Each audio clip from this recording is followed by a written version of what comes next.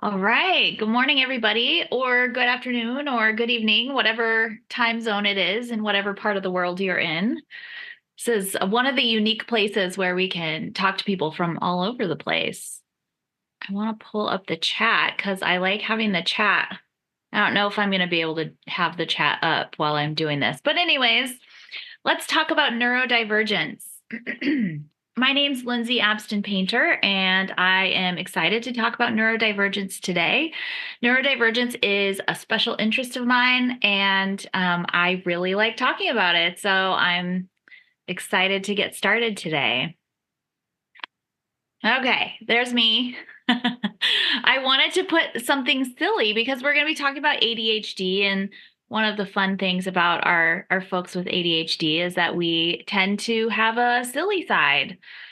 So, I'm Lindsey and I have ADHD. Let's talk about neurodivergence.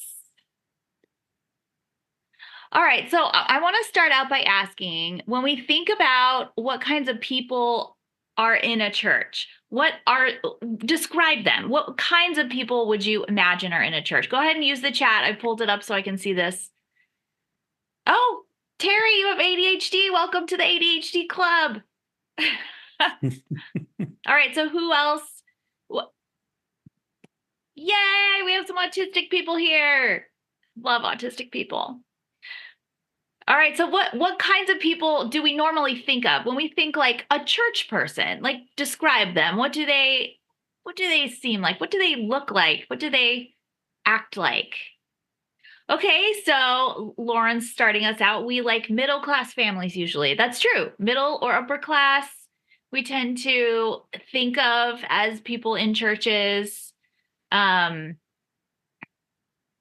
we want people in churches usually act a certain way, usually sitting quietly and uh participating appropriately the way that we think of.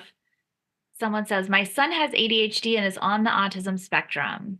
Yes, thoughtful, interested, polite, courteous, educated. Absolutely. Absolutely. Especially in the Adventist church, we're big on educating people, which I do like. I do like that about our church. Um, Hey, that's true. So Chrissy says judging the people that don't do that, unfortunately. And that is also true. That is also a problem that we want to be addressing, right? We want to be expand our circle a little bit, right? Our latest magazine was about expanding the circle. Let's make our circle bigger and include some of the people that maybe we haven't in the past. Yeah, Randy's like straight and cis. Yeah, absolutely. Carolyn said, North Dakota nice. That's a phrase that back in North Dakota they use, and I think they use the same phrase in Minnesota too, to indicate people that don't rock the boat, that are just always going Mm, to answer nice and be very well behaved and not mhm. upset anybody. Absolutely. Ray and Uh, Bobby say did you see serious and Linda says sad. a right-leaning person? A right-leaning person, serious and sad, although not too sad, because when you get too sad, then you start becoming a problem. But serious is good. Yeah. Okay. Don't So ask questions, interestingly, Chrissy says. Terry's asking about Asperger's. So Asperger's is an outdated term. It used to be used to describe like a more high uh low support needs autistic person, but autistic people have rejected the term, so it's not really used anymore. um Not that I judge anybody for using it. Everyone gets to use whatever label they want for themselves, but as a whole the community has decided not to use that term anymore. Yeah. Yeah, a lot of people, especially like a decade or so ago, got that as their diagnosis. All right, so I'm gonna go ahead. They just use autistic. Yeah, it's like autistic is an umbrella, and I'm hoping that yes, that's why, Chrissy, because the term Asperger was named for a scientist who was involved with the Nazis, and a lot of people were uncomfortable with the term, and also they were uncomfortable having like a separate category for autistic people that were like had less support needs or like less disabled than other autistic people. They didn't want to make it feel like we had like this big separation. Um, it's a big debate in the community. Yeah. Yeah. Courtesy and love. Absolutely. Absolutely. Okay. So here are some people that don't really fit what we usually think of when we think of church people, right? There's Autistic Joe. He has sensory issues. He tends towards black and white thinking. He's routine dependent. He may have difficulty with social cues, and he might be considered weird by the church, or by people around him. And then we have ADHD Cindy here.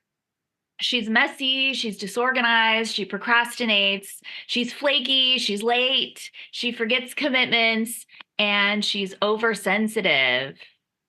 Oh, Ray and Bobby, I'm so glad you said that. Drop the labels, because I'm going to talk about labels later. I actually love labels, so we're gonna talk about that. And that's also a thing that a lot of people have debates about, right? Because some people hate the labels and some people love them. I'm a person who loves them. So what are we supposed to do with weirdos Joe and Cindy in our orderly church world? What is neurodivergence? What does it mean when someone says they are neurodivergent? Neurodivergence just means any brain that's different than what our society considers a typical brain. So a typical brain would be the kind of thing you think of when you think about the way that someone develops as a child, and then anything that's not following that standard would be a neurodivergent brain. So neurodivergent brains can include inherent brain differences such as ADHD and autism. ADHD and autism, you're born with them. And you have it your whole life. If you are born with ADHD, you have ADHD as a child, then you have ADHD as an adult. Same with autism. It also includes learning disabilities like dyslexia and dyscalculia and many other types of learning disabilities. There are many, many kinds. And it also includes mental illnesses such as OCD, Tourette's, depression, anxiety, bipolar, so anyone whose brain operates differently than like a standard brain or a typical brain is considered neurodivergent. With brains like these,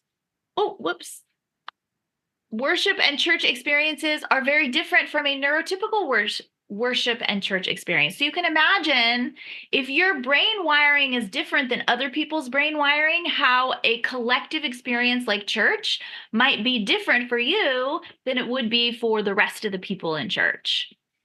And really, if you think about it, there are more people in the world who are neurodivergent than who aren't, right? Than there are neurotypical people, because there's more, if globally, there's more people with a brain that is different than a brain that we would consider a typical brain. So us neurodivergent people, we're going to take over the world. You better watch out. Okay, so neurodivergence in church. Let's talk about how church might be different for someone who has a brain that's not like other people's brains. So we have the social aspects of church might be different.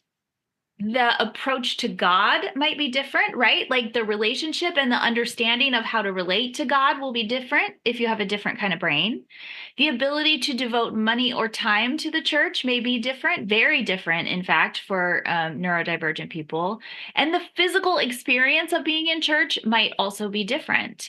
I was thinking of like sensory issues. We aren't going to talk a ton about those, but particularly autistic people have a lot of sensory issues. So if things are too loud or too bright, or something is scratchy, or you have to stand for too long, like just uncomfortable situations, it makes it difficult for different kinds of people to experience church.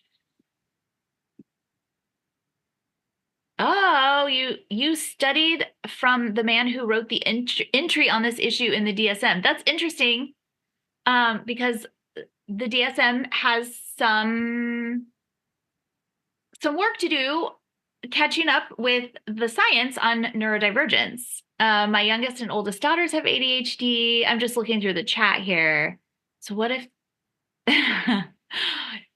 What if these two are married to each other? What if an autistic person is married to an ADHD person? It happens all the time. I know so many people with an ADHD autistic match. It's just ADHD people and autistic people.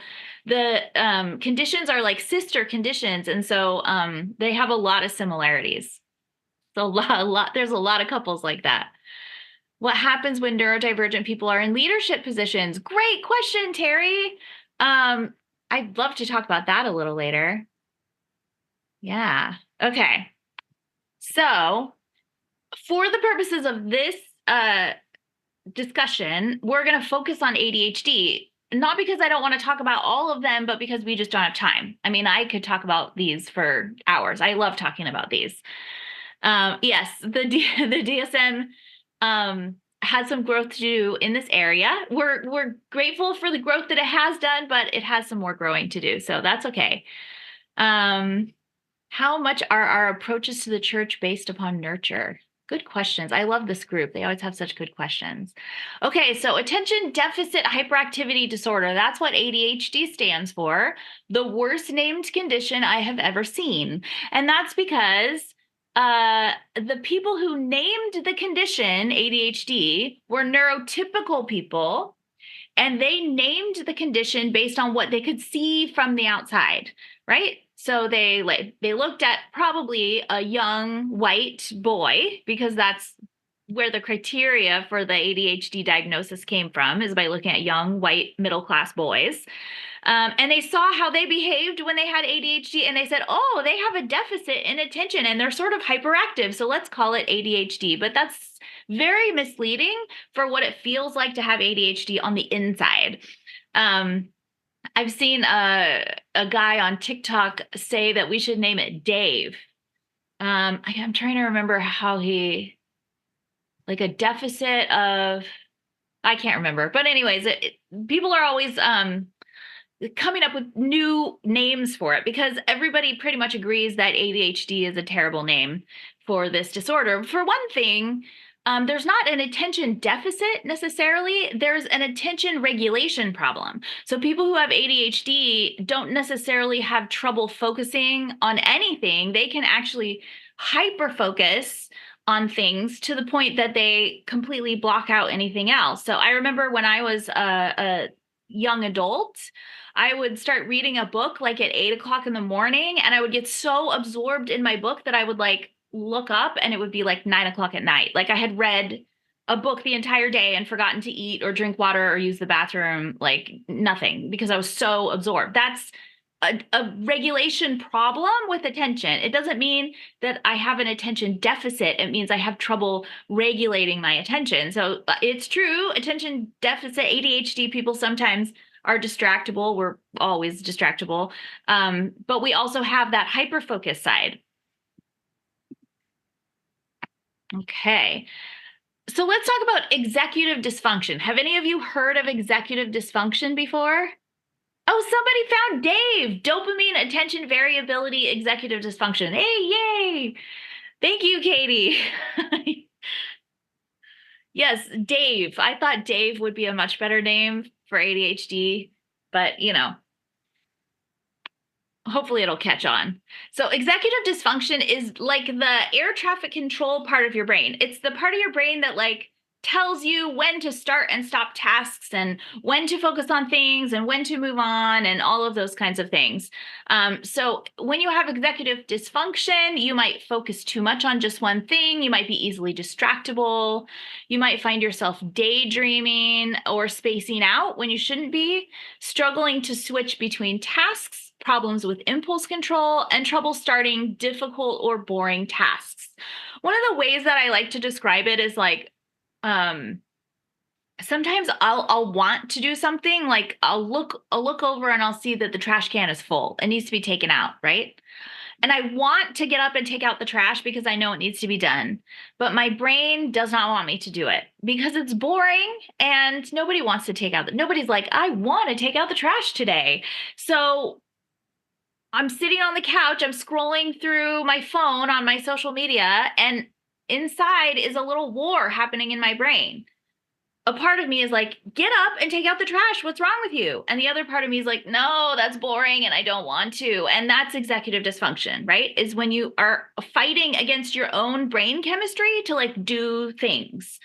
And that's why ADHD people often get called lazy because we have executive dysfunction. And executive dysfunction isn't only for ADHD. Autistic people have it, people with depression have it, people with anxiety have it. It's actually very, very common for neurodivergence of all different types for executive dysfunction. All right, dopamine. So, who knows what dopamine is? Oh, someone in here has OCD. When your brain bullies you, yeah, Chrissy says when your brain bullies you the whole time you're not doing the thing. And it looks like you're relaxing, but you are not relaxing. No, you are punching yourself in the brain over and over again. All right, so dopamine is the chemical in your brain that tells you that you get when you're doing something like fun or stimulating or pleasurable or interesting or like connecting with someone else. ADHD brains chemically do not have enough dopamine, like just generally not enough. And there's lots of different theories as to why, and I don't need to get into the science, but a fact is that ADHD brains are deprived of dopamine.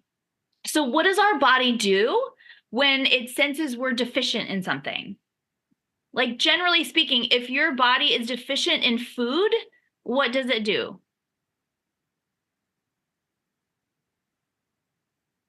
It sends you a signal, right? If you're hungry, if your body is deficient in food, yes, you have a craving. That's right, you have a craving. So if I haven't had enough food, my body's like, I need food, I need food, and the longer you go without it, that messaging gets louder and louder and more persistent, right? The longer you go without satisfying your craving, then the harder your brain tries to get you to stop what you're doing and go get food, right?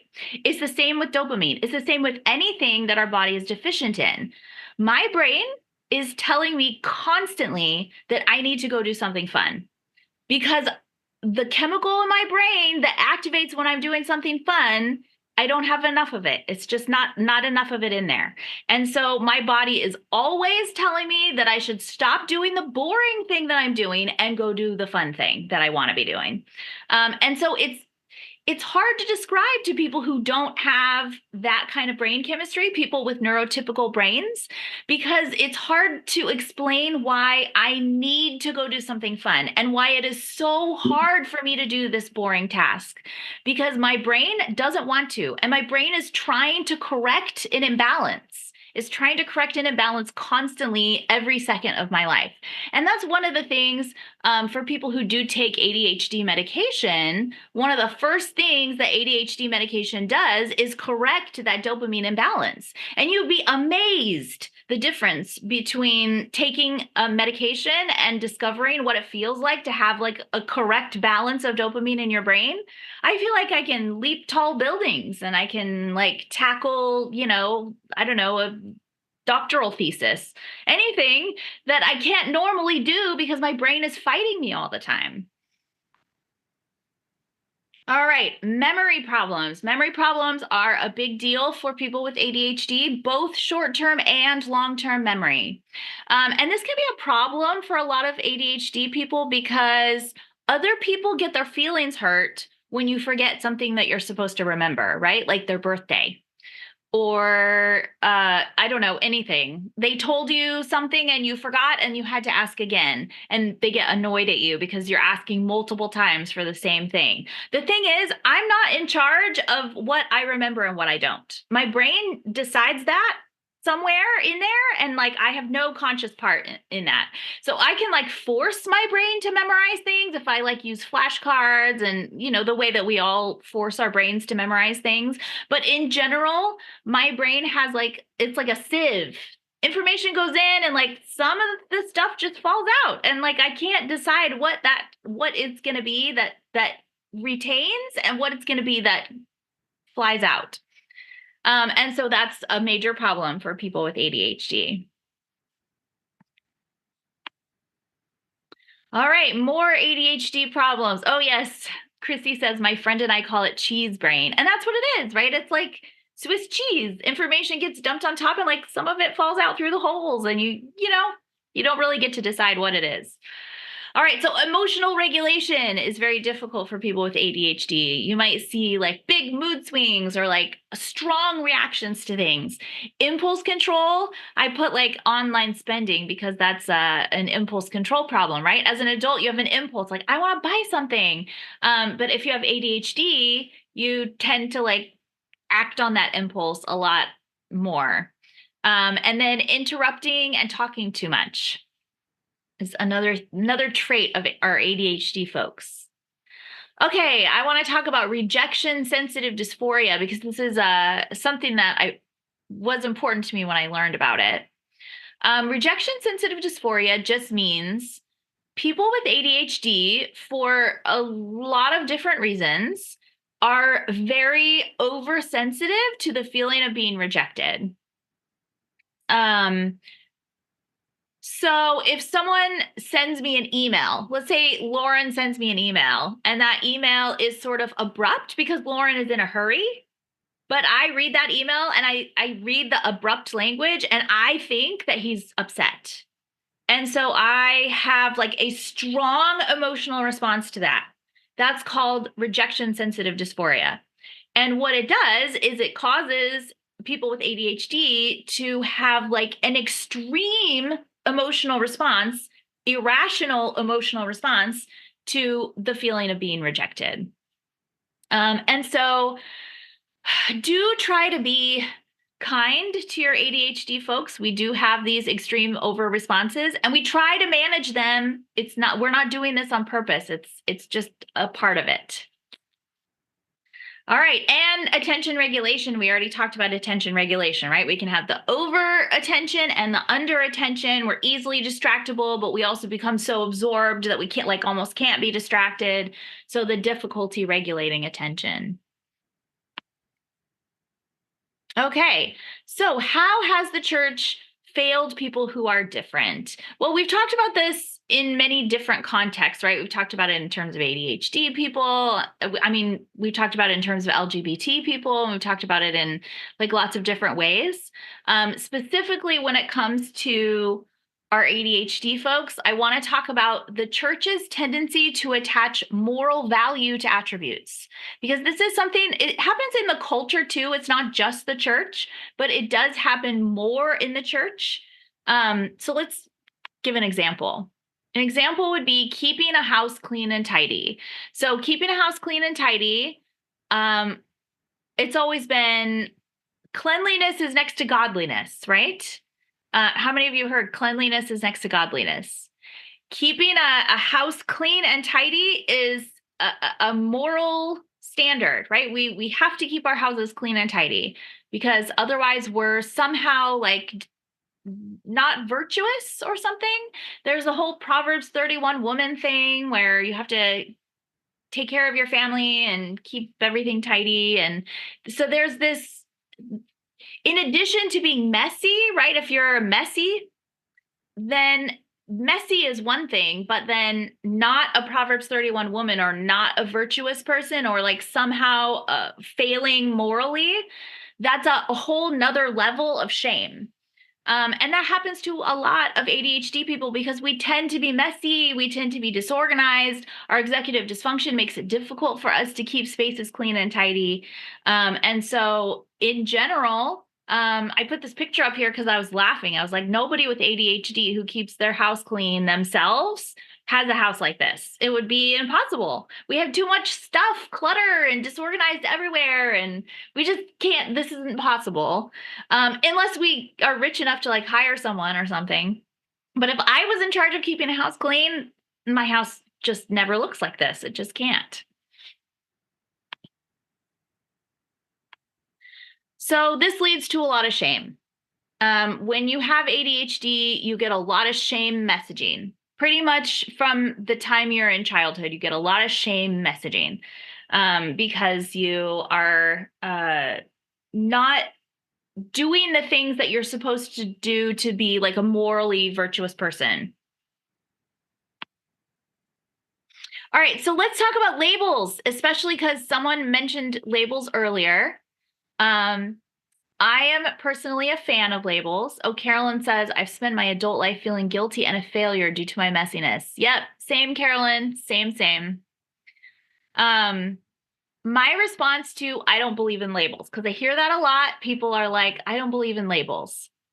The thing is, we always get labels. There are always labels, whether we like the labels or not. Okay. So if I am calling someone having executive dysfunction, if I don't use that label, then the label that I get assigned is lazy or unmotivated or uninvested, right? If I'm messy, then I get called a slob or gross or lazy again.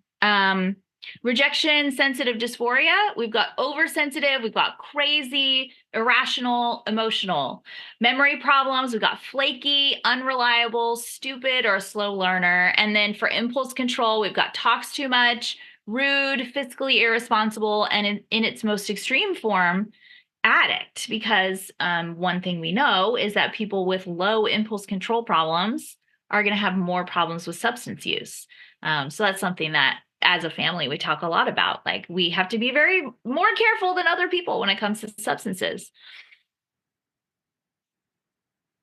So if I'm going to be assigned a label, I would rather be assigned the label ADHD than lazy, unmotivated, gross, slob, oversensitive, irrational, rude, right? I don't like those labels. I would rather have the ADHD label. So that's why I like labels, because I think that labels are empowering. I think that labels can be something that helps me understand who I am and can also connect me to a community of people who are like me.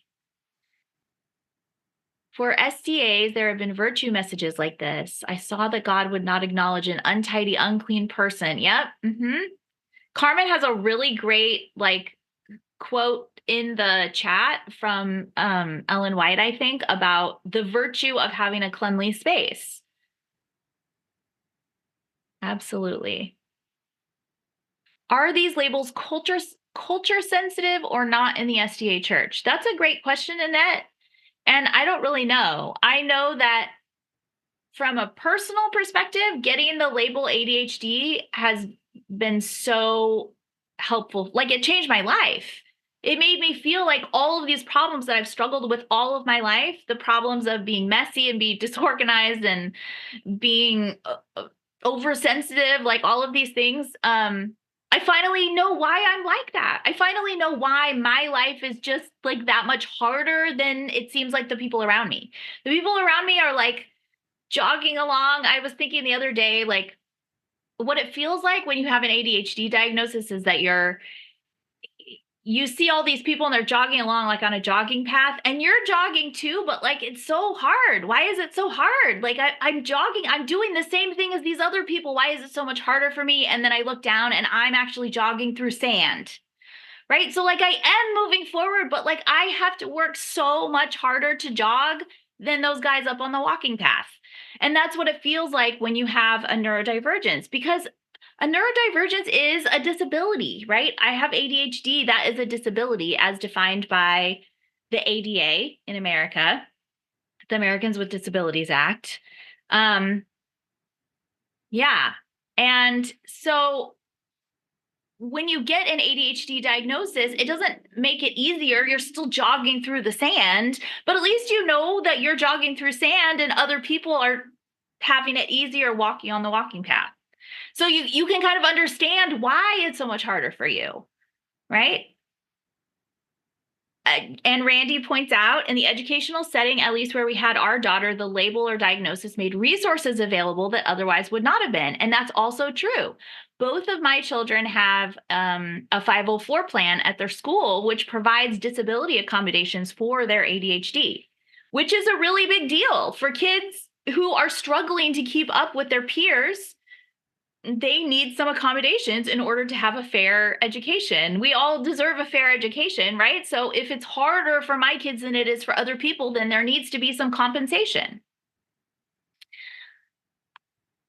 All right. So, with a new understanding of ADHD brains, how can we improve the worship and church experience for our ADHDers? Anybody have any ideas?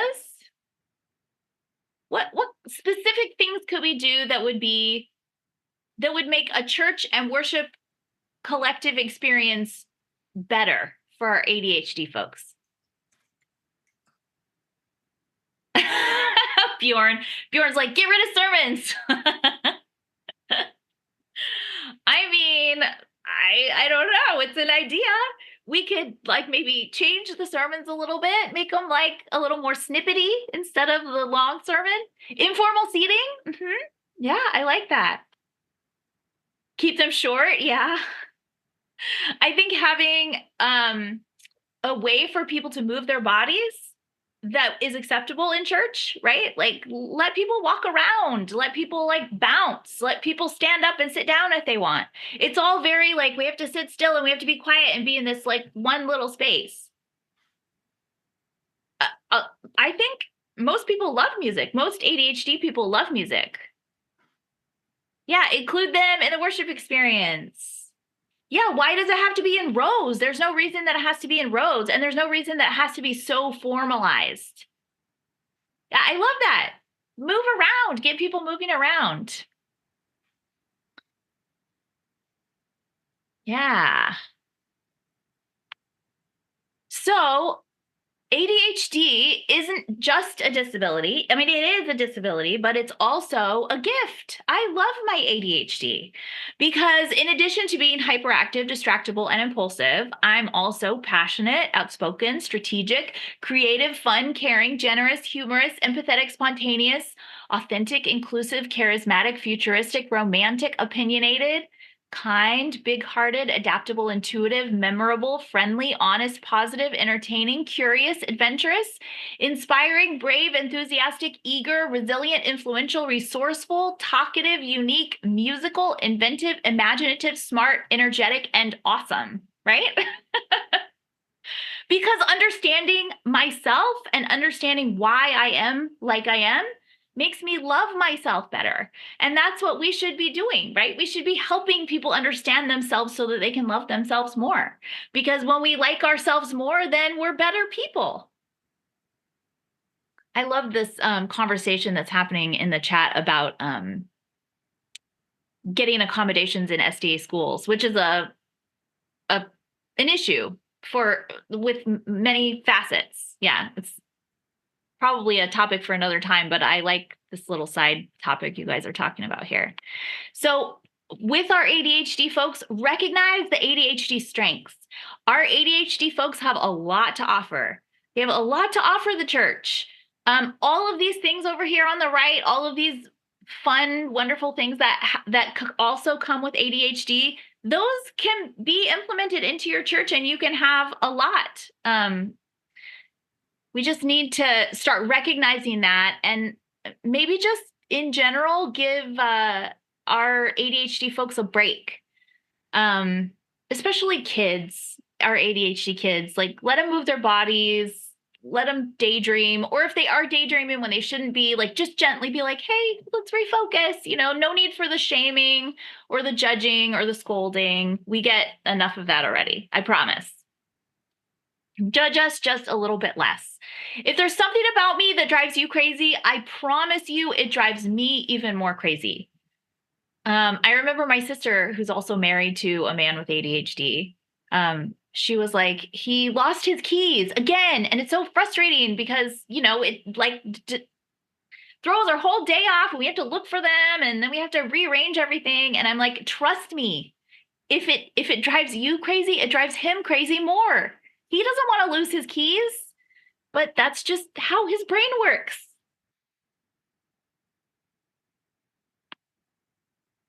Love and accept us for exactly who we are. That's what we want. That's what we all want, right? And us ADHD folks, we want to be loved and accepted for exactly who we are.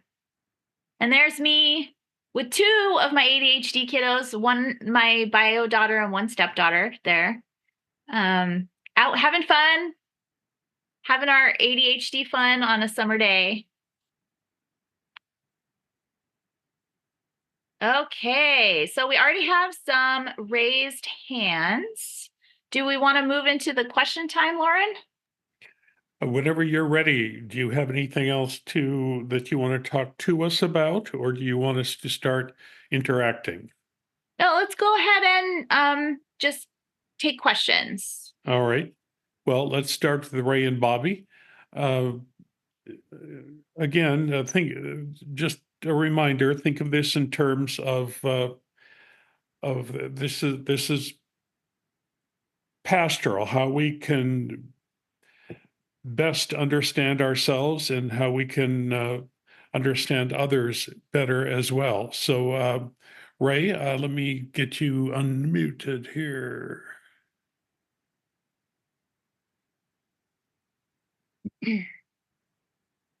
There you go. Go ahead. Well, thank you for that talk and discussion. And I was writing down questions or observations as you were going through that and talking about labels. So the questions that popped into my mind, and when we talk about labels, diagnostic, certainly I see there's the need, just like you do for anything else medically. But when I look at other people, I don't look at that. Oh, that's Mr. Heart Attack. Oh, that's Mr. Gastric. Or, oh, that's Ms. Can't. Those types of things when I talk about labels or think about labels. So the question I have, does everyone need to know what everybody else's label for their condition is? And we're talking about Oh, brain issues here. Does everyone need to know? In other words, diagnostically, it certainly is helpful for the individual to understand themselves, their doctors, families, or whatever. mhm. But you also mentioned that so often in the end, labels are often used as a way of judging. So I think for the general public, the person sitting in the pew or at school or anywheres, maybe the issue is to stop the judging portion. Don't worry about that person's diagnostic label, but simply see people as people and be more accepting. So I guess I would fall that we need to learn how to accept others as they are, because as you were discussing this,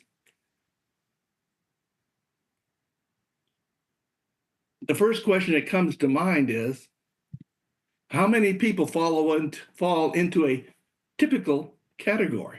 But like very few, honestly, I So think. we're all different in so many ways. So perhaps there's a certain need for labels under certain conditions. But if you were talking in the church setting, and whereas I put it in the world setting, when you stop looking at people for what they may or may not be and say, oh, it's another human being. We're all different, except the differences. When you listed all of your positives, well, those positives go over into everybody. We all have those types of positives. Just because there's a little difference here in the way you describe shouldn't, in my mind,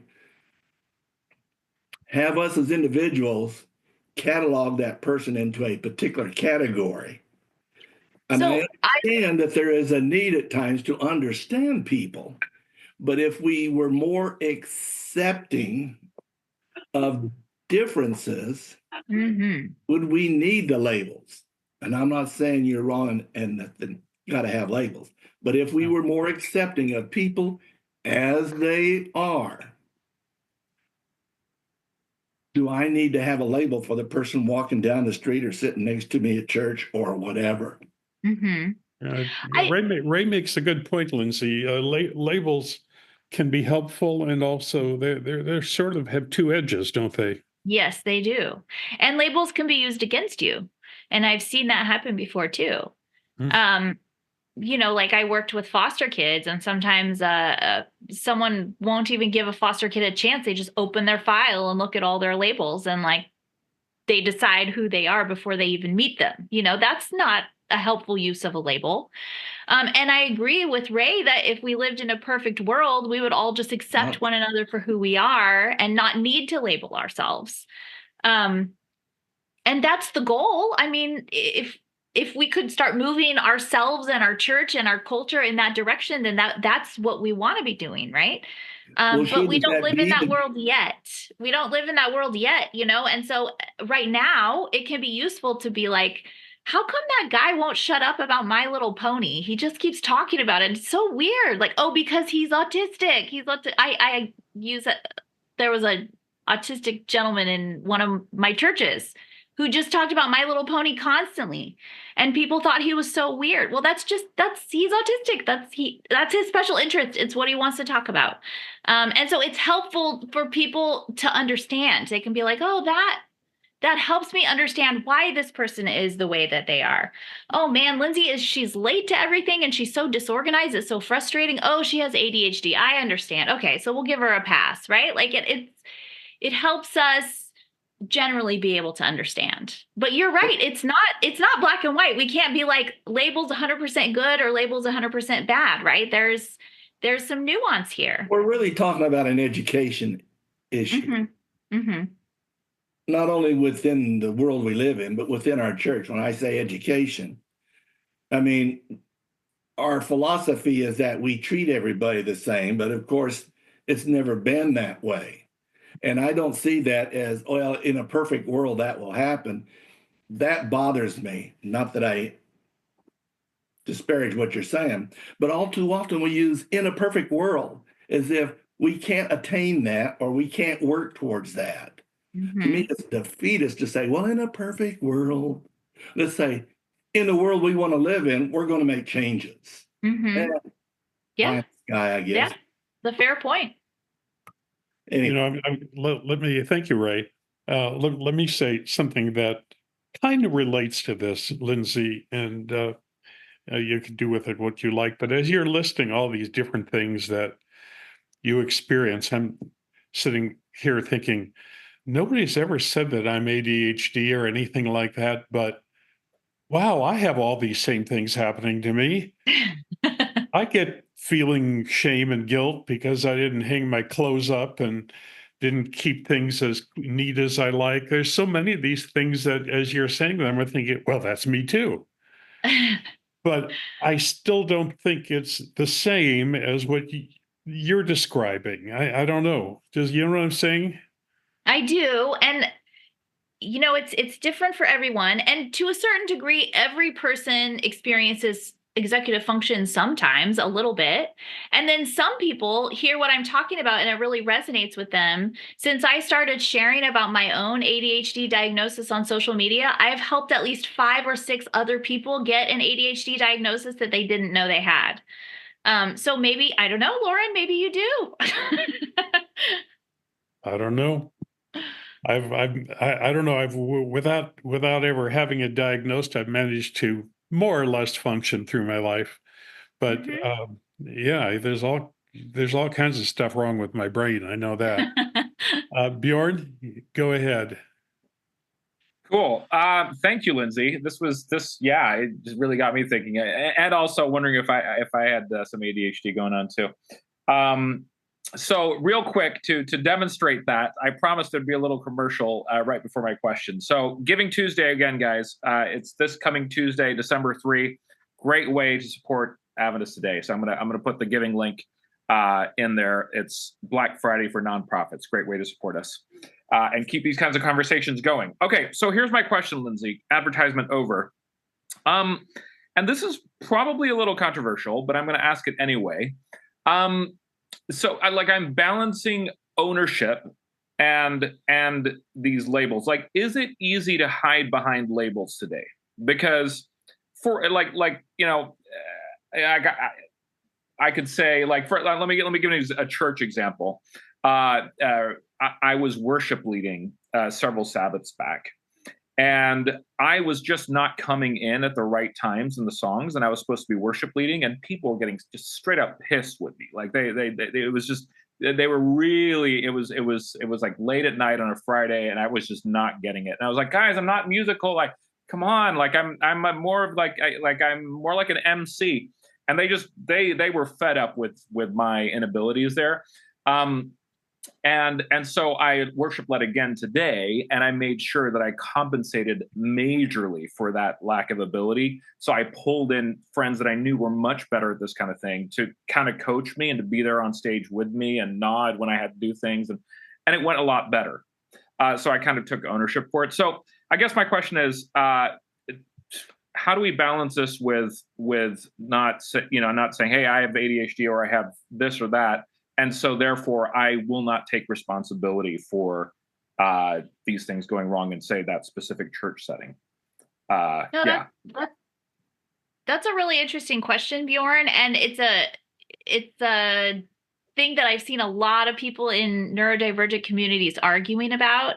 Because sometimes people in neurodivergent communities are like, well, if you have a disability and you're neurodivergent, then you automatically get a pass for everything. And like, no, I don't believe that to be true at all. I think that we should all always be trying to be better, and trying to compensate for our weaknesses. The thing about ADHD, of course, is that there's only so much compensating that can be done when your brain wiring is just not allowing you to do certain things. Right. So Right. it has to be a balance, right? Like, sometimes I'll see people say like, oh, well, if that person is rude, but it's okay because they're autistic. Like, well, sometimes autistic people get called rude when they're not trying to be rude, and that's an accident. But sometimes autistic people are just jerks, right? Like, just like all demographics of people can sometimes just be jerks. Like half And of so like you the don't get bro. to have a pass just because you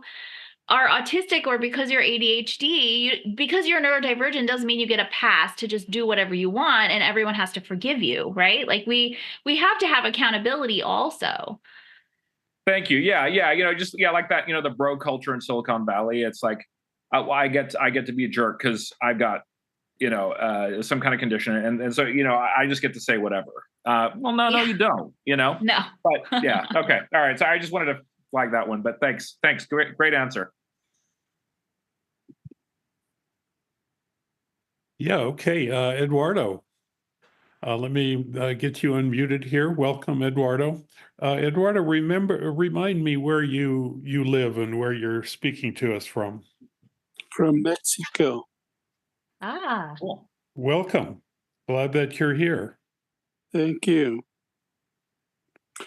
Let me tell you a little story. One time I drove from California to Washington, D.C., and I stepped in the office of the doctor in charge of the American Psychiatric Association.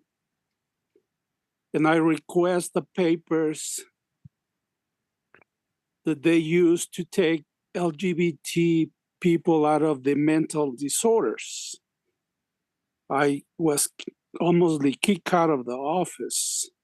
So I wrote to the Pentagon, and I never had a response. And you remember the don't ask, don't tell policy. That's kind of a comment, but my question is why we should have accept mental disorders instead of I consider myself that I might have some mental disorders, but I don't accept them for myself. Why don't we stay on the process of healing?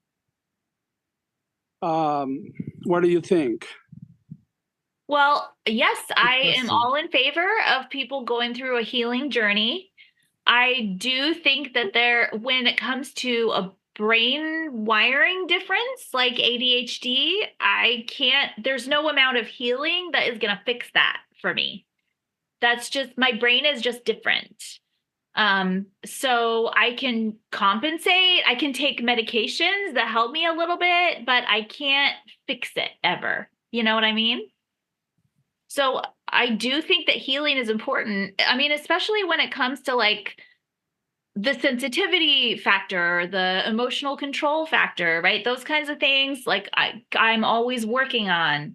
And if someone has anxiety or depression, then healing helps them kind of move towards a neurotypical place. But at some point, when your brain is just wired different, there's no amount of healing that is going to change that. Yeah, that's a good, you make a good point though, Eduardo, and it's something we need to think about. What comes to my mind is that famous prayer about knowing the things the wisdom to know the difference between the things you can change and the things you can't. Yeah. I worked in the Bay Area for a long time. I had many friends and church members who were, for example, LGBTQ. It became very clear to me that this was not one of those things that they were going to change.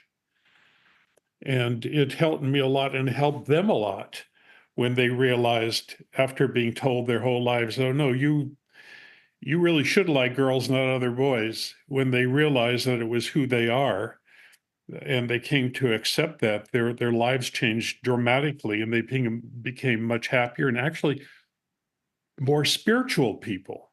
They were able to realize that God created them and loved them the way they are. So I was very, that was a kind of an understanding of labels there, Lindsey, that helped me to realize that part of it, that we need to accept people also what they have a difficulty changing. But Eduardo's right, isn't he? You are still, even if you find it hard to keep your house clean, you're still not letting it become a total bar. Right. It's not a health hazard, right? Like I Exactly. still make myself clean it. It's just not going to be like the beautiful picture on the slide. Yeah, because all the rest of us love cleaning house. I don't know what's I wrong know. with you. Yeah. Anyway, Ed, Can join the I have conversation. 10 seconds? Oh, Eduardo, I'm sorry. Go ahead and follow up on this. I think Jesus can help us on many of those disorders, even demon possession, which is another name for a mental disorder. We need to pray and trust the Lord that He can help us. The most perfect and better order that we might have, the better life, the better family, the better society, the better country. Let's keep trying. That's Yeah. my idea. And I think we do, don't we, Lindsey? All of I us do do. that. I do. And I also think that Jesus can help me understand myself and accept myself better, which is a part of healing.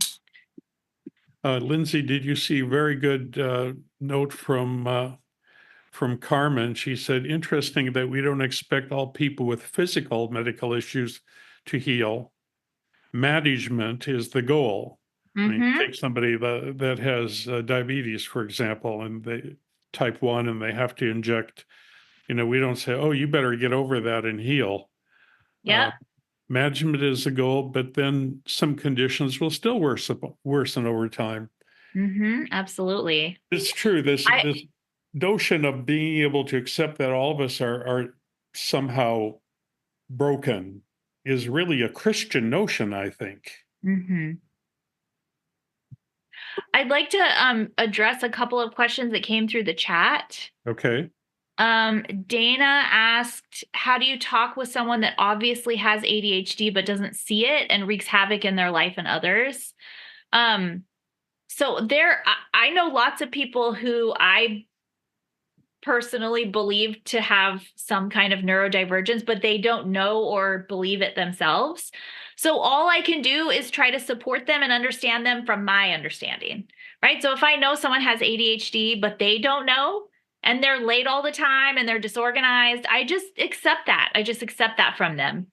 And then the other question she asked was, are there any studies linking women with ADHD and being in an abusive relationship?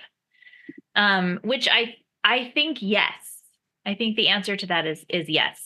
There there's a lot of shame from childhood that becomes internalized, especially with women, with girls. And then there tends to be the over empathy. People who are neurodivergent tend to have like a very high level of empathy. And so abusive relationships can be like, he didn't mean to hurt me. It wasn't his fault. He's really sorry. Like all of that kind of stuff again and again and again. Um, and sometimes abusive people are drawn to neurodivergent people because they're more vulnerable. So yes, I have actually seen studies on that, unfortunately. Which is why we need to have less shame for our ADHD kiddos and more support. Okay. You said you had another question that you wanted to answer? Or did you lose track of it? Me? Oh, no, No. I did both of them. So let's go to Ed. Okay, good. All right. See, Ed, I guess I already did unmute you. Go ahead. Yes, you did. Lindsey, I am envisioning sort of a spectrum here. On one end of the spectrum, we could put character flaw. And on the other end of the spectrum, we might put neurodivergent disorder. Mm-hmm. And somewhere over here, a little bit to the right of character flaw, we could say just poorly disciplined, no self-discipline. Their mother didn't make them clean their room when they were a kid. They developed these bad habits. And I fear that too many of us make judgments where along that spectrum people belong. And somebody may really be neurodivergent, but we chalk it up to this, just a character flaw. And this kind of gets to what Eduardo was saying a moment ago, that spirituality will heal all evils. But they don't. It doesn't. If I have lung cancer, it's pretty likely I'm not going to be able to pray myself out of that. If I'm neurodivergent, given what we're learning about the brain and how it works and how it's wired and all that stuff that's on the cusp of the cutting edge these days, I can't pray my way out of it.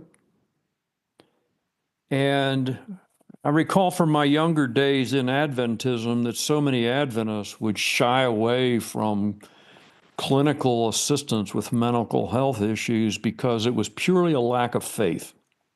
Yeah. If you're depressed, you just got to have more faith and you'll get your way out of it, which, if we're rational, doesn't work.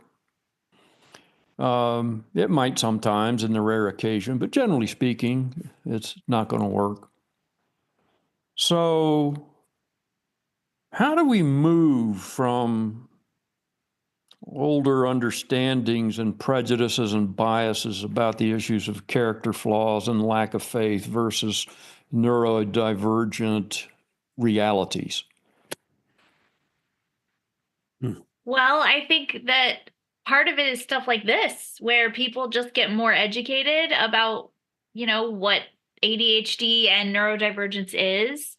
If you think about any kind of large scale cultural change, like some people have to be the first people to like take the brunt of like if we think about LGBT people, right? We have the first people to become LGBT politicians, right? Harvey Milk. And then he got a lot of problems, and now we have more and more. So as we're talking about neurodivergence, we want to get more education, and then people need to be loud about their neurodivergence, and they are. That's something that is coming around in our culture. People are saying, I'm neurodivergent and this is who I am. And there's some backlash, but eventually, like, our culture is hopefully going to move more in that direction. So it has to be like a few people that are the first ones that have a hard time, and then more people come after them until eventually the culture changes its attitude. You touch a very sensitive spot for me there, Yeah. Ed. My dear father struggled with what I think now I would call fairly severe depression his entire life. At the time, the only really real answer that they gave to it was call the pastor and he's going to pray for you and Jesus is going to fix it. It was not really thought of as something. It was, in a way, Ed. It wasn't. It wasn't permitted. You shouldn't talk to a psychiatrist because you know Jesus takes care of these things, and so yeah, you hit very close to home on this one. This is something I'm a bit sensitive about. I think he would have had a much happier life if he could have done that. All the pastor said was, "No, no, Glenn, just pray, pray a lot, pray about this, just keep praying." And it's kind of a sad story. Um, let's see, Linda. Let me get you your mic on here.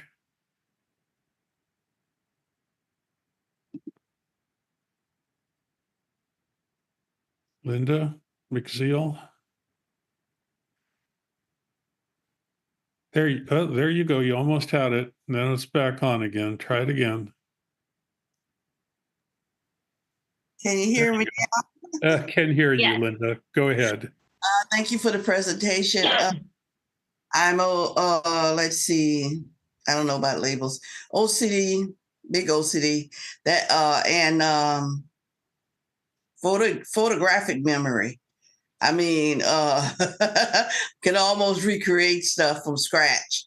I'm not talking about grudges or resentments or nothing like that, or those I have largely, by the grace of God, forget if somebody has done something wrong to me.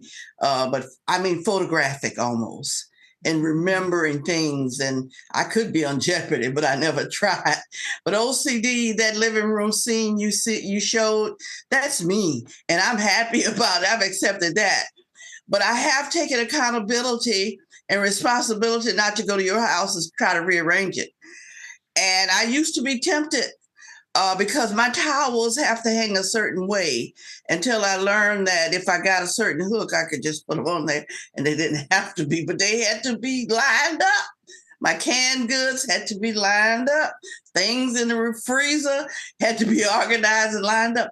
And in a way that has served me well, but in a way it did not when it came to other people. So the accountability had to be, if I went to church and I saw you were sitting on the side of me with your ACD and you had all the trash sitting on the seat, I might move, or I might tell you got your trash over here by me.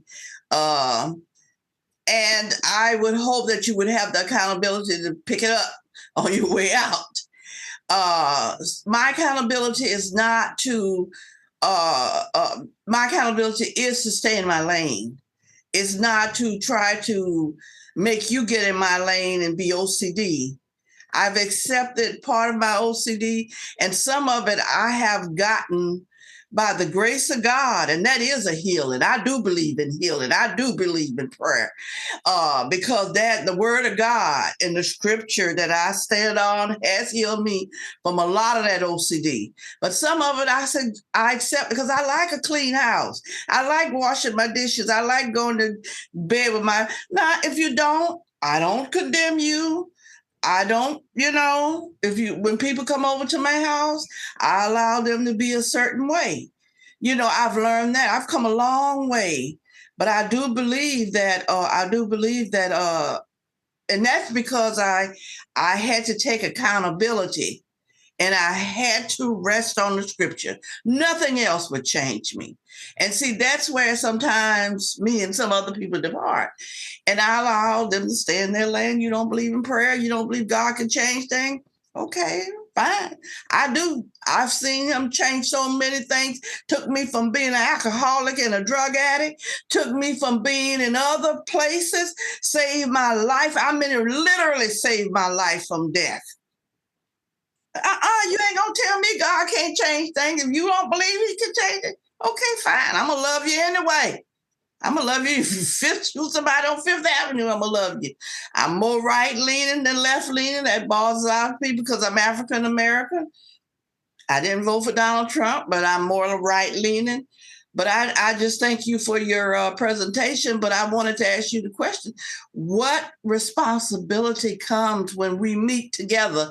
And I'm OCD, and you're, ACHD. I can't pronounce it right. How do we get along? I mean, I'm gonna love you. I've come that far by the grace of God. But if you leave your trash on the side of me, is it okay for me to ask you to pick up your trash and take it out on the way out? Thank you so much, and I love you, Lindsey. That is such a great question, and I think it just has to do with the fact that as human beings, we're always going to find that some of our needs have conflicts, right? I mean, that's how relationships work in general. And so if we were going to share a space, Linda, then we would have to have some conversations about how we can manage it so that both of us get our needs met to a certain degree, and figure out how to make that work. And that's just how people have to do it. It happens probably more with neurodivergence just because there's more specific issues that need to be worked out, but I think that's a general relationship problem, right? We always are going to run into situations where the people who share our space have conflicting needs. That's such a good observation, Lindsey, because that's absolutely the truth. If we could just teach people how to sort of negotiate our shared spaces, rather than always saying this is right and this is wrong. I mean, the number of people who have been driven out of churches because people said, this is what God wants. He doesn't want what you're doing or how you're doing it. To negotiate this space that we share and make room for people. I will say this. I have seen a lot of, as Bob Johnston called them last week, I've seen a lot of these small toxic churches, and there certainly are some.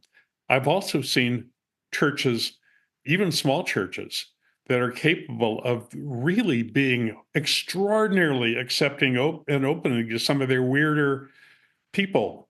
They're less socially acceptable people, and love them and esteem them. And I really appreciate that when I see it happening.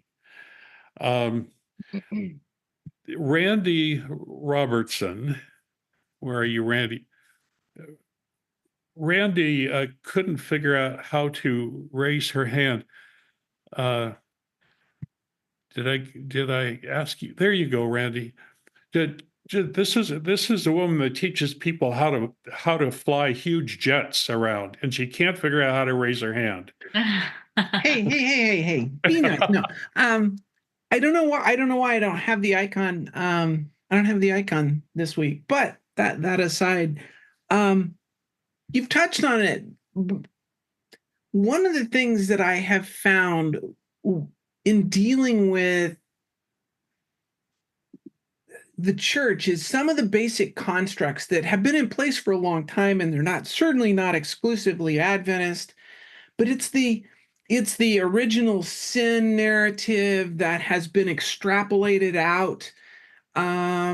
It is how things and when and why things got categorized as sin or sinful, and how do we as individuals, but how do we in the collective start to maybe decouple some of these historic traditional ideas of what is sinful, which is really just attributional. I'm not saying we don't work to be the best we can be, but how do we start to work toward that? I mean, this is a conversation that in a pastoral sense, how do we try to draw church communities or smaller communities or non-church communities in a direction which clearly our nation's not headed that way right now, here in the United States, into a more generous looking at humanity and seeing each other in the diversity as beautiful as opposed to something to be lopped off.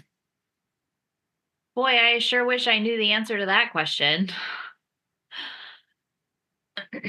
I don't know. At this point, with things going the way they are, the only thing I know how to do is be as kind and empathetic to the people around me as I can. Protect the people that I love and bring light into darkness. I don't know what else to do. No, it's a big question, and I'm kind of throwing it out not just for you, but I mean, how do we start to try and infuse a different narrative that's significantly more generous and all in there? Such a great question. Very good question. Yeah. Yeah, thank you for that. You know, I've been thinking, Lindsey, one of your first slides, you said, what kind of people do we expect in church? There were times as a pastor when I would look around my church and I would think, how would we ever win people, especially some of these small churches? How would we ever win people to come into these churches? And I had some very, very unusual people at times in these small churches. And it seemed like they attracted people like themselves to join the church. Yet it was challenging. I mean, I had a woman with such severe mental illness that she sat in the back row and talked and cursed the entire time I was preaching. And, you know, that was part of our church life. And it was hard to know how to be a pastor in that setting with people.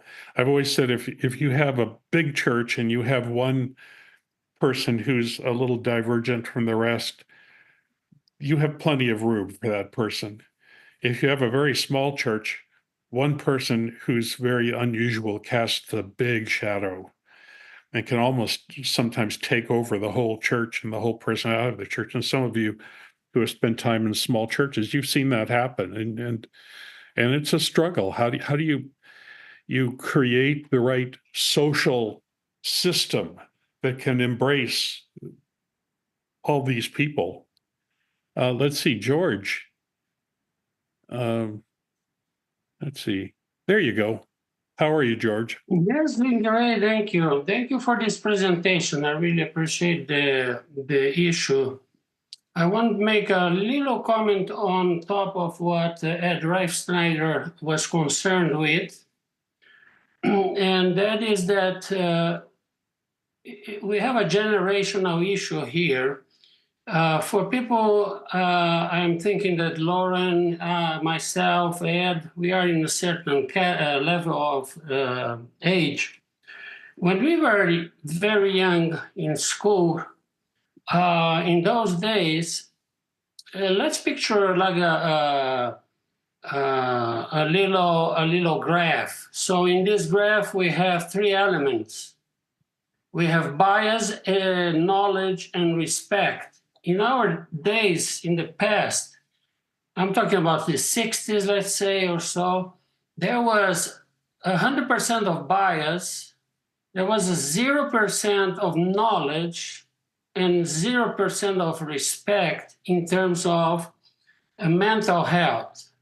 I remember I was in 7th grade or 7th grade, and one student in our school, Adventist school, showed up there, and he was gay. Well, there was zero respect for him. There was zero knowledge at that time, even in the scientific community, about neuroscience related to issues of gender, etc. And the bias was 100%. So there, the individual, like a few others that showed up once in a while, they didn't survive in the community. They were kicked out of school or something like this. Now, what changed? Yeah, Ed, many things changed since.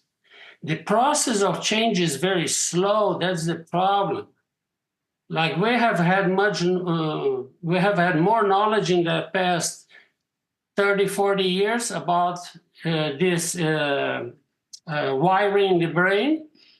And so there a lot of progress happened so far. So the lines in that graph, the curve will change. So there's much less bias nowadays. A lot of knowledge in increasing. And with this comes more respect for individuals.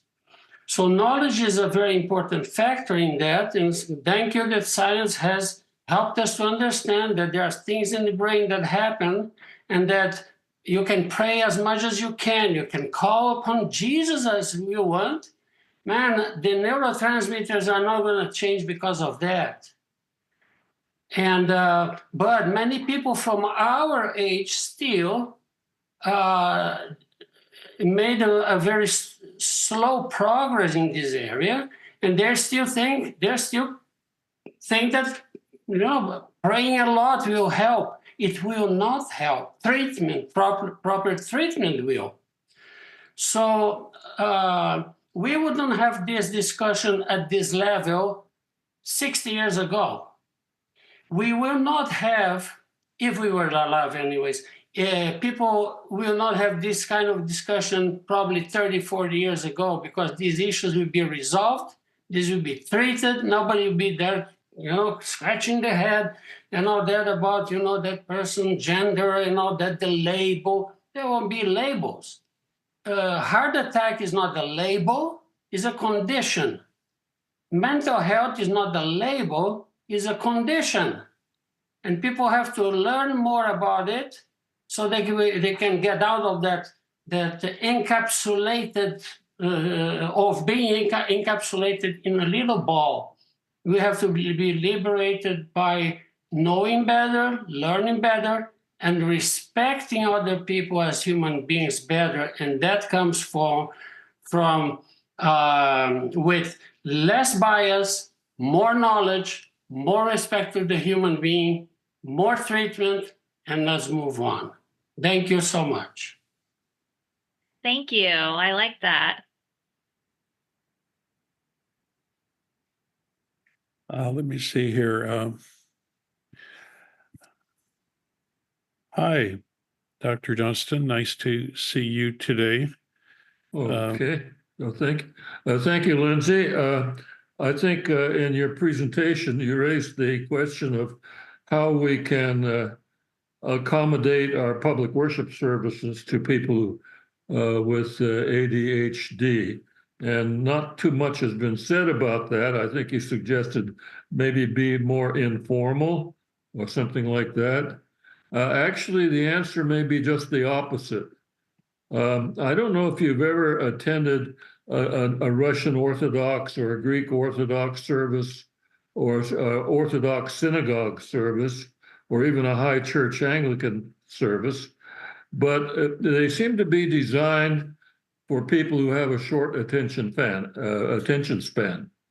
You're constantly doing or seeing something different. You're standing up, you're sitting down, you're kneeling, or you're bowing, you're genuflecting, you're crossing yourself, you sing, or you chant in a responsive reading.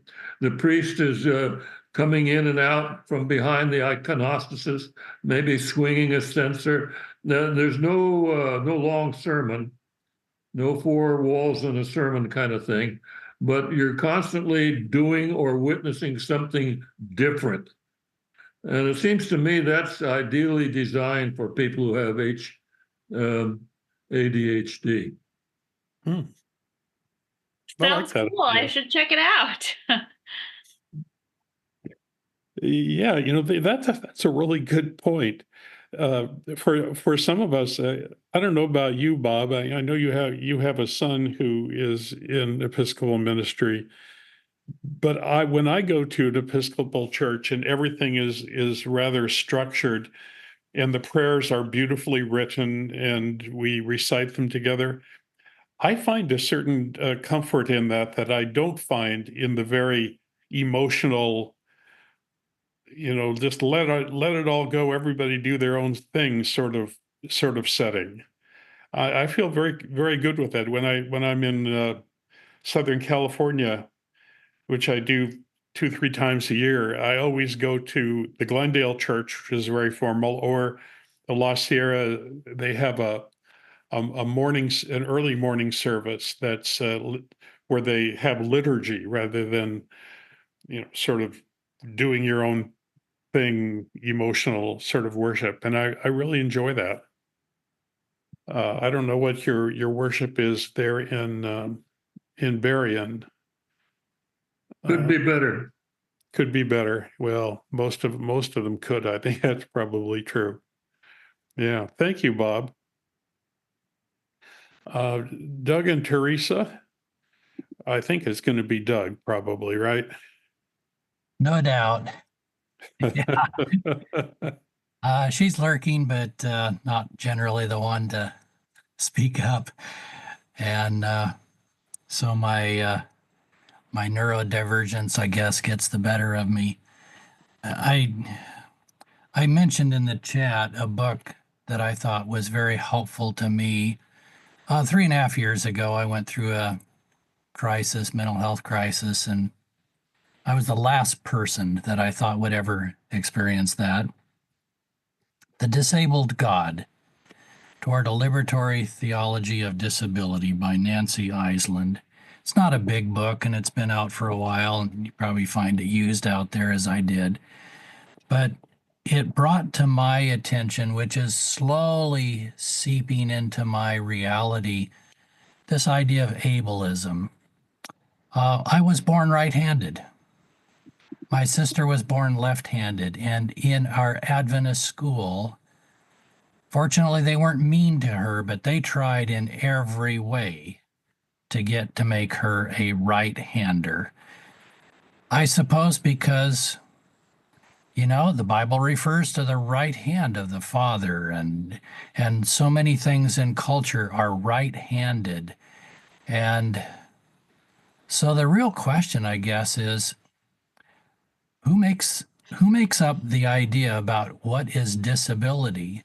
And I'm slowly learning and attaching. It took me a year before I went from simply believing that I was a person who experienced deep sadness that brought me to a crisis to a person who was willing to embrace that I was suffering from depression. And slowly,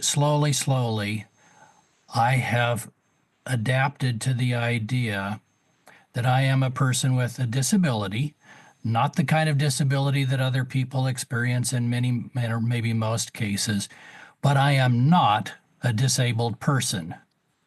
And there is a difference, and I suspect you know this, that when you say a disabled person, you, at least most people, I think, are thinking that they're less than and define whatever the better is.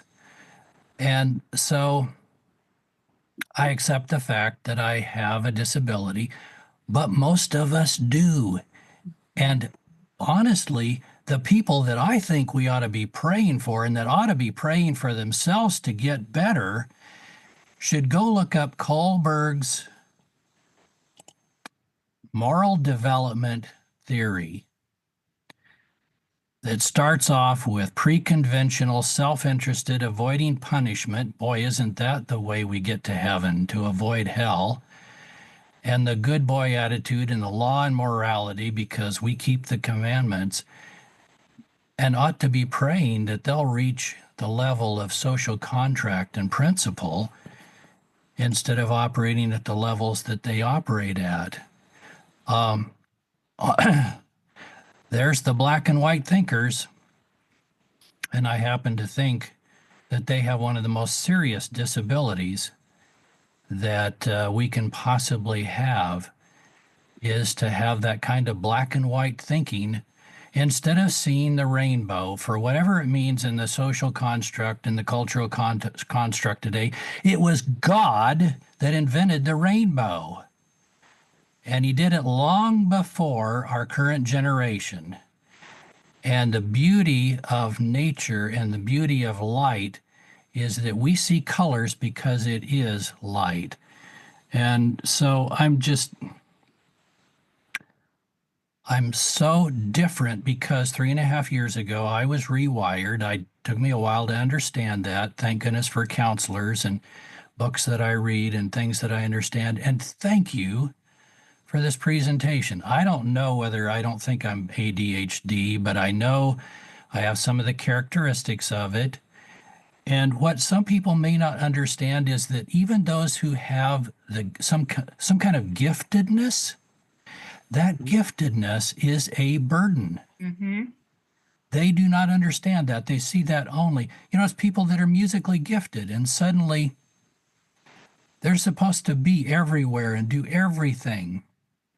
And it's people with other gifts like that suddenly they realize that gift is something that weighs on them. And so we're all different. And I wish that in so many ways we could accept that in our church instead of this idea that that's the original sin thing that Randy talked about. Oh my goodness, that can take us down a terrible road in which we're trying to pray away the giftedness that God has given us. And yes, of course, there are things that we need to do better and aspire to do better. But anyway, thank you for letting me say this, and thank you for this presentation. It moved me. Thank you for sharing. I know depression is a version of neurodivergence, and people with depression have a lot of executive dysfunction. So I'm sure that there were quite a few things that resonated with you and anyone else in here who has depression or anxiety or some other type of neurodivergence, which is very, very common. Depression and anxiety are like the most common mental illnesses diagnosed in America. Thank you for sharing. Doug, something occurred to me as you were talking. Has it ever seemed to you that Adventism, I first started thinking of this when Bob was talking about going to a formal Orthodox service. Adventism works best for a certain kind of personality type. Yes. If you're highly disciplined, you like to follow rules. You're not somebody who kind of gets creative and goes crazy and tries different things. You like authority. I've often thought that there's a reason that somebody like Elder Wilson is the president of the church. He is the kind of personality that Adventism works for. It's very structured, very disciplined. And here's the really, you're probably you won't believe this. First of all, I'm an aviator, so that means I have to follow the rules, and I understand why I follow the rules, because when I didn't, it was pretty scary and pretty exciting. Fortunately, only briefly and occasionally. But the other thing was I was in banking for a while, and I was VP of compliance for the institution. But I loved that job because I could make sense to other people out of following the rules, that it represented love and respect for other people. Behind every rule originally is usually some kind of respect for somebody.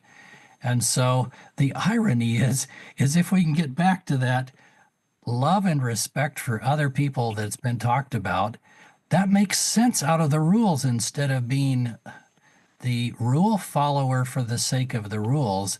It's understanding the respect for other people and how we can do that. Exactly. Thank you, Doug. Very, very good. That's true. I love this quote that I offered in the chat. When you are amazingly open to the world, the result is seeing much of light and beauty, but also much pain and suffering. Thank you. Very good. Thank you, Doug. And let me see. Dan, I guess I did get your microphone on. Go ahead. Yep, I think I'm here if you can hear. Yeah, Lindsey, very interesting presentation. I think that many of us see a lot of those conditions in ourselves that we are undiagnosed and maybe not significant, but at least to a certain extent. And I certainly saw a few things that ring a bell. I noticed my wife has raised her hand just behind me, so I'm just going to say in advance, yes, dear, before we get to that. But what occurs to me is not my own condition. Well, it is, but I think of my older sister and who was diagnosed, I believe, with bipolar. And she lived a chaotic existence, even from the early years when she was my sister, 2 years older. And I think I developed a real aversion to chaos and disorder, not because it was necessarily my personality, because of the chaos that my sister engendered in the family. And all the way up into her adulthood. She's passed away a couple of years ago, so I feel more free to talk about it. But she always had problems going on, and I, even into adulthood, tried to hide from them or run away from them. Is that in itself a condition that might be on your list of these kind of personality issues? The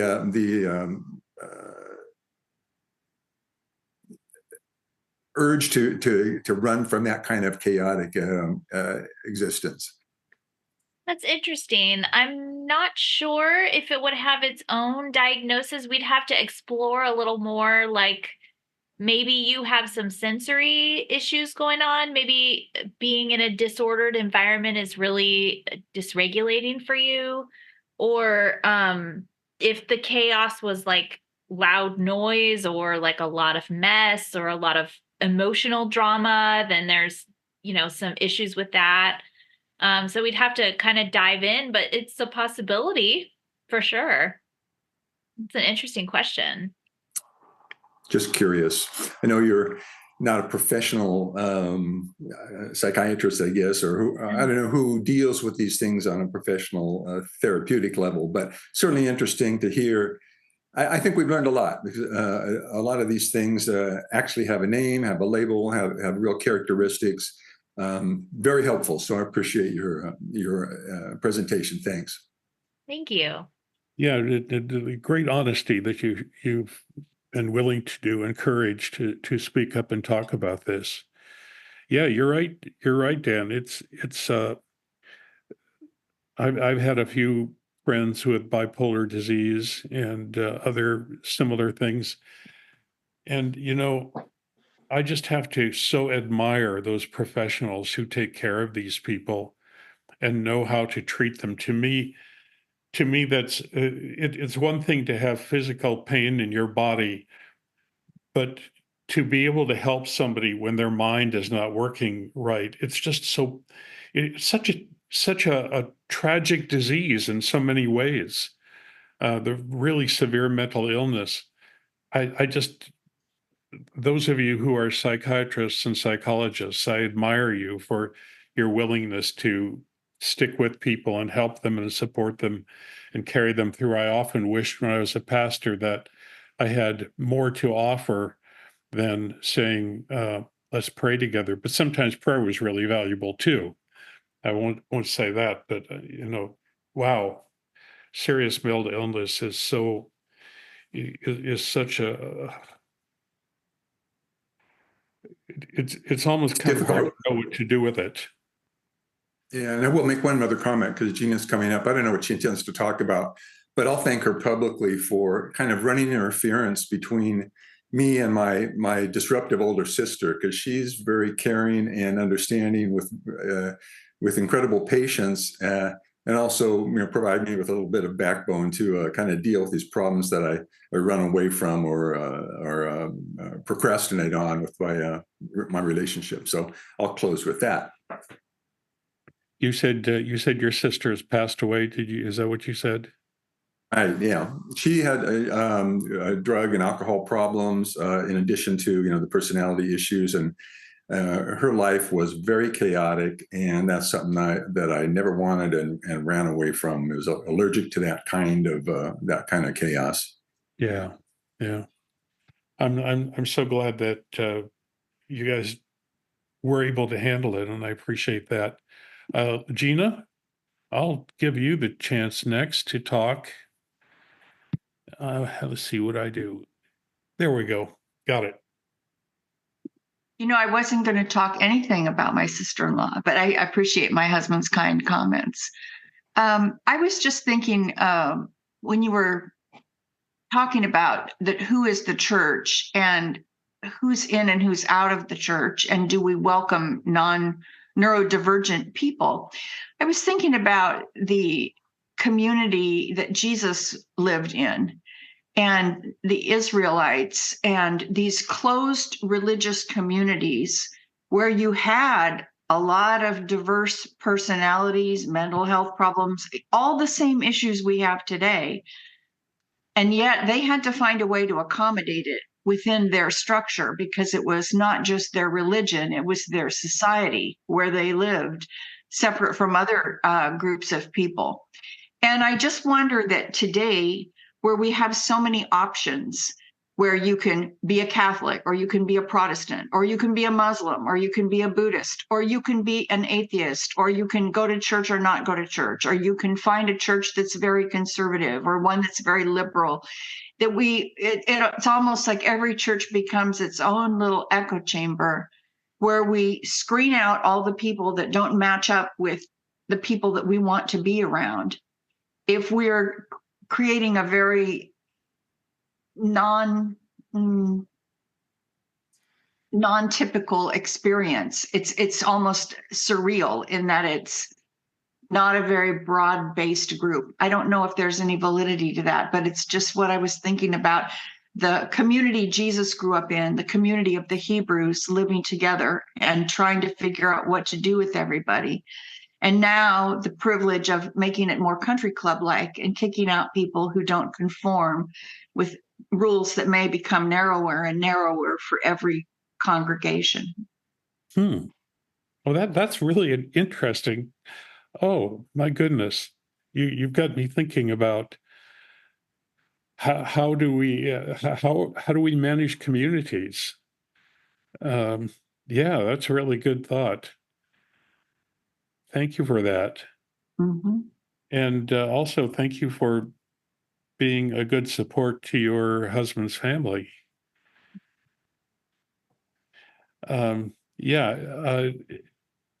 George, I'm going to give you the I don't see any hands up, but I will take them if we see them. But if not, we'll give you the chance to make the last comment, and then we'll move on. Yeah, thank you. I didn't see other hands, and I had one thing to share regarding to what Doug said. He has the feeling of running away from the situation. I would say that we all have mechanisms of defense. And when some situations like his own with the sister creating all the chaos and all history there, he developed probably a very strong mechanism of defense. And he's prepared to deal with any person who would resemble that behavior of her sister. Mm-hmm. So when he finds himself in a situation like this, those mechanisms of defense are activated immediately. And he knows how to handle it, how to stay away from that and all that. And the feeling is that he's running away.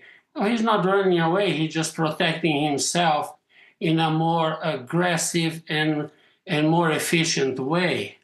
You see, it's just that point that I wanted to bring up. And yes, Lauren, look, you were a pastor all your life. And I think, how can a person be a pastor? It's very difficult to deal with all that you have to deal with. I was a psychologist, a counselor, and for me, it's as natural as it was natural for you to be a pastor, you see? And the reward comes when we see the results in people's lives, when they change, when they adjust, when they look for more treatment, when they use the treatment provided and all that. So different gifts. And I bet you were a great pastor based on what I have seen you here on A Today. Have a good Sabbath. Thank you. Thank you, George. You're very kind. Lindsey, I had when you were first started your presentation, I had jotted down a few things, and one of them was this: when you talked about labels, and I meant to say this earlier when we were talking about labels. Some years ago, I took, as I'm sure some of you too have done the MBTI, the Myers-Briggs personality type inventory. When I've talked with that to psychologists, they say, yeah, it's not a real comprehensive sort of thing. It doesn't account for all the complications of one's actual personality. But I found it so helpful because it gave me just a few pegs to hang a few concepts on. And when you were talking about the labels of ADHD and things like that, I thought, yeah, that's kind of what the MBT, well, like George, when I discovered that there was such a thing as being an introvert, I thought, yeah, I get that now. But the more I learned about it, the more I realized that I could be very extroverted when I had to be. But there was a reason why, when I got finished with church and talking to everybody and hugging the grandmas and kissing the babies and learning about everybody's surgeries and all of those things that you do as a pastor, when I got through with it, I would just collapse. I was just like, oh, done. People would say, oh, Pastor, come and now that church is over, we're going to go hiking or we're going to go have a picnic. And I just said, no, sorry, I can't. I'm done for. I can't even think of anything to talk about anymore. I'm done. But it gave me something to sort of hang those concepts on. And that was very helpful. And so I get it about the labels, Lindsey. It does help you to sort of understand yourself, even if you're not going to go around telling everybody what your labels are. You've got that self-understanding. And that was very helpful to me. Yeah, I think understanding ourselves is a huge step towards accepting ourselves. And also, Ray pointed out, and I think it was a really good point, that not everybody needs to know all of my labels. I don't have to wear my diagnosis on my forehead for everybody. I tell people when I want to tell people, and I don't tell people when I don't want to. And that's my choice.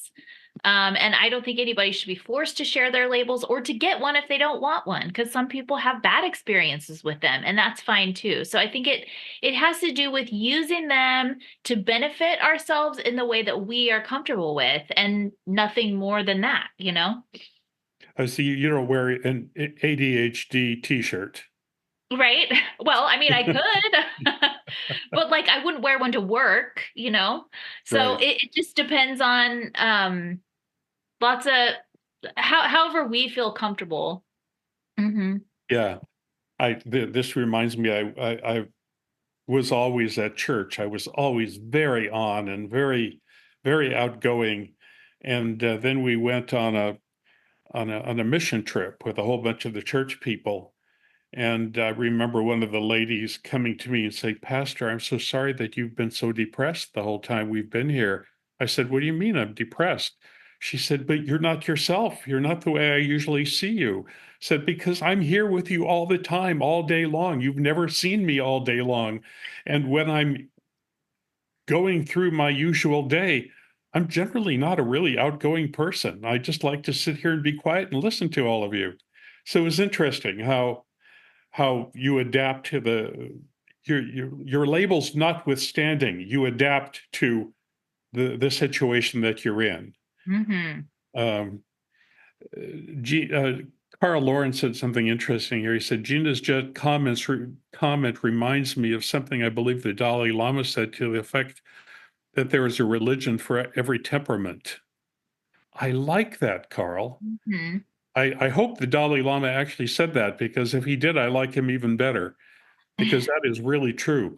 And there is a certain temperament to be a Seventh Adventist. And some of us didn't have a choice. We kind of landed here. We ended up here because that's where we were raised. And I always say the Adventist Church did me a lot of good, but there are also some things that I never felt very comfortable with about it. Right, Ray? Once more. There you go. There you go. Well, Lindsey, you really stimulated my brain. Yay! To think of all kinds of alternative possibilities. Because this whole idea of what you were talking about and all the other spectrums of the way people act and react and think or don't think and so forth.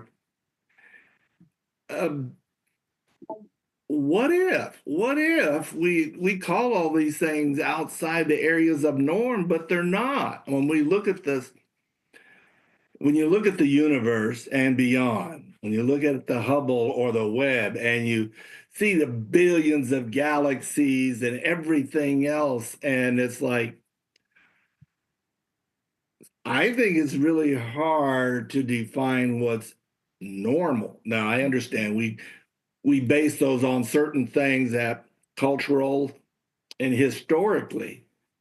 But maybe if we started thinking, we put ourselves in the box, really, what if we thought outside that box and say, what if? What if? Think about all the music masters of the past, the Beethovens and all those people, what we called them geniuses. Well, obviously there was something different about the way their brains worked. I wished I could have some of that. Right. So I think it's more interesting to think outside the box and just say, am I normal?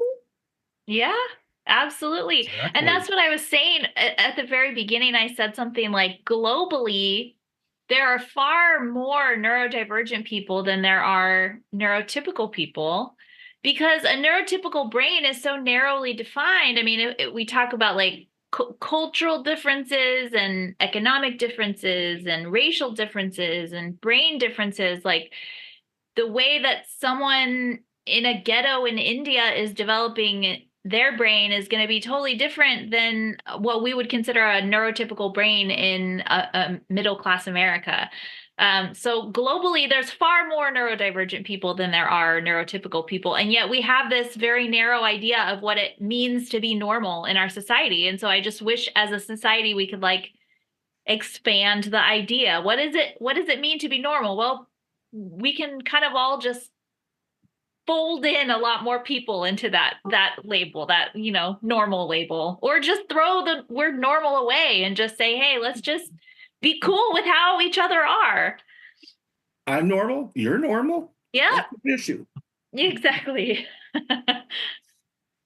I think the distinction maybe is that there are certain kinds of personalities that are harmful to or certain kinds of qualities that may actually be harmful to society, and that's something different.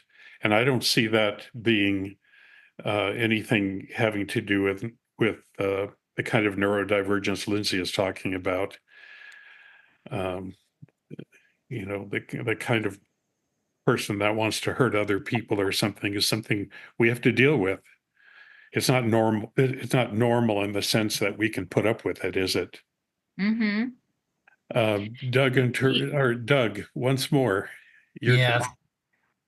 Somebody brought up MBTI, and I can tell you that 15 years ago when I was working in aviation, I had a boss who was inspired to bring Myers-Briggs type indicators as a system into our management group of about, I think there's 8 of us or so.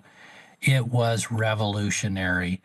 I believe any tool can be used as a death dealing instrument, and most tools can be life giving. And my boss, it revolutionized my relationship with my boss. First of all, it revolutionized my life, but it revolutionized his life. He has started to understand why I was quirky and that it had a purpose, and that my position in that organization I was so well suited for. I had never served that long in a company before. It was 13 and a half years before it went down, but it was marvelous. And he used it for life-giving purposes. It helped me understand him. It helped me understand the others in management. And it was absolutely fantastic. And Lauren, you talk about how you're an introvert. That was the first time I'd ever heard. Everybody says an introvert is somebody who doesn't like to be around other people. That's completely wrong. Not true. Introvert is somebody for whom the social aspect is very important, but it draws from their energy. Yep. And I can so relate to what you just said. After doing 6 or 8 hours in the classroom presenting, at the end of that time, I was ready to just have somebody pull the plug and I would go right down the drain and I'd have to recharge for the next day. I get it. Yes. So it wasn't that I didn't enjoy yes. hugging the grandmas and kissing the babies and finding out. I really enjoyed finding out about people's surgeries and their problems and their kids and where they're. I loved it. Yes. I just couldn't keep it up all day long. That's right. That's right. And you needed to find that quiet place to recharge. Mm-hmm. And without that, oh my, you just don't want to be there. Yeah. So, Yeah. yes, thank you. As everything good, a tool can be used destructively, a tool can be used to bring life. And I think that's true with labels, with MBTI, with all of these things we're talking about. If we want to, we can use it to bring death to other people. But if we want to and we choose to and we're inspired to and we pray about it, we can bring life to other people with these tools that you've given us, Lindsey. Thank you. Thank Liz, you. you really done a good job in getting us into conversation today, and I thank you. This was wonderful. Let me just let you know, next week, our teacher, we're going to go back to a little bit more of a scholarly sort of thing, and which is wonderful. Our teacher, I will get to you, Sherry. Our teacher is going to be Dr. Sigve Tonstad of Loma Linda University School of Religion. And, I didn't talk to, I meant to call Sigve and say, what are you going to be talking about this week? I know that he's written a really important book about Revelation, but he's pretty much a New Testament scholar, I think, Bob, if I remember correctly. It's mostly New Testament is what he works on. So I'm looking forward to whatever he chooses. It's going to be great. And then I want to remind you that this Tuesday kicks off Giving Tuesday. I'm going to be giving my big gift for the year to Adventist Today, which I do every year.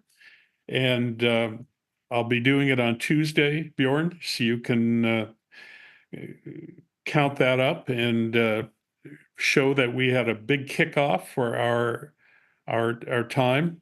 Thank you, my friend. You are most welcome. And Sherry, I'm going to give you the last word here. Okay, I was about to forget to unmute myself.